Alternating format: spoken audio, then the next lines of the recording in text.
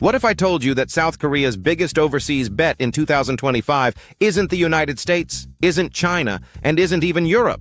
It's right here in Southeast Asia. And the country they're pouring time, money, and heart into is the Philippines. But this isn't about politics or flashy headlines. It's quiet, strategic, emotional, and it's not what you think. Let's rewind a bit. For decades, South Korea focused on exports, innovation, and global expansion. Korean brands became household names. Samsung, Hyundai, LG. K-pop exploded. Korean dramas broke records. They won the world's heart. But something surprising started happening in the last few years. Thousands of Koreans weren't just visiting the Philippines. They were moving here, investing here, opening businesses, sending their children to school, falling in love, and one by one, building a quiet, powerful connection that no one saw coming. Chapter 1. The Language Bridge. South Korea has one of the most competitive education systems in the world. English fluency is a prized skill. But sending students to the US or UK? It's expensive, risky, and logistically complex. Enter the Philippines. Filipinos are the best English speakers in Asia. They're friendly, culturally adaptable, and understand Korean students better than most Western tutors ever could. So what did Koreans do? They built ESL schools all over Cebu, Baguio, and even smaller towns. Today, there are more than 50 Korean-owned language schools across the country. Not just for tourists, but for long-term immersion. Some even send their kids to local private schools full-time. These aren't just language exchanges. They're cultural exchanges. Emotional bridges, and they're growing. Chapter 2. Real estate, real roots. In Seoul, owning property is a distant dream for most young people. The prices? Sky high. The spaces? Tiny. But in the Philippines? The same amount of money gets you a luxury condo with a gym, pool, doorman, and views of the sea. So Koreans started buying. First condos, then townhouses. Now entire retirement villages are being co-developed by Korean investors. BGC Cebu IT Park, Davao City. Koreans are planting roots, not just for vacations, but for life. It's not unusual now to find gated communities with Korean bakeries, Korean supermarkets, even Korean community centers. They're not just visiting anymore, they're settling. Chapter 3. The Food and Beauty Boom. You probably already know about the wave of Korean BBQ and samgyeopsal restaurants popping up everywhere. But there's more beneath the surface. Koreans are investing in food chains, beauty clinics, and medical spas at a massive scale. Why? Because the Filipino market doesn't just consume Korean culture, it adores it. K-beauty products sell out overnight. Skincare clinics boasting Korean techniques are flooded with clients.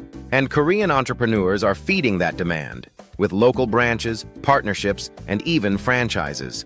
A Korean-owned nail salon in Quezon City might look small, but it's part of a larger, booming pattern, and it's only expanding. Chapter 4. Culture as Currency. Let's be honest, soft power matters, and few countries have mastered it like South Korea. K-dramas, K-pop, Korean fashion. They don't just entertain, they influence. Filipinos love Korean culture. But here's the twist, that love flows both ways. Koreans come to the Philippines expecting beaches and budget living. They end up falling in love with the people, the warmth, the joy, the hospitality. That emotional connection becomes a reason to stay. And behind the scenes? Korean universities partner with Filipino institutions. Korean content creators set up shop in Manila. Film crews shoot K-dramas in Tagaytay. Korean actors even retire here. It's not a trend, it's a bond. Chapter 5. Quiet, powerful business. While the West chases headlines and China dominates in scale, Korea is doing something different. They're building quietly. Korean businessmen invest in farms, ecotourism, renewable energy. You won't see them on CNN, but they're there, signing contracts, training staff, building futures. Some invest in call centers and outsourcing hubs. Others create tech startups in Davao or Laguna. Why? Because Filipinos are young, English-speaking, and digitally savvy. Korea sees the opportunity, and they're moving fast. Chapter 6. Love stories that change everything. Behind all the business, property, and investment, there's something deeper happening. Koreans are falling in love with Filipino women, with the culture, with the lifestyle. More Korean Filipino couples are starting families than ever before. Their kids grow up bilingual. Their homes are filled with both kimchi and sinigang. What started as a short-term trip becomes a permanent life change. These families become the human glue behind Korea's growing presence in the Philippines. They are not investors.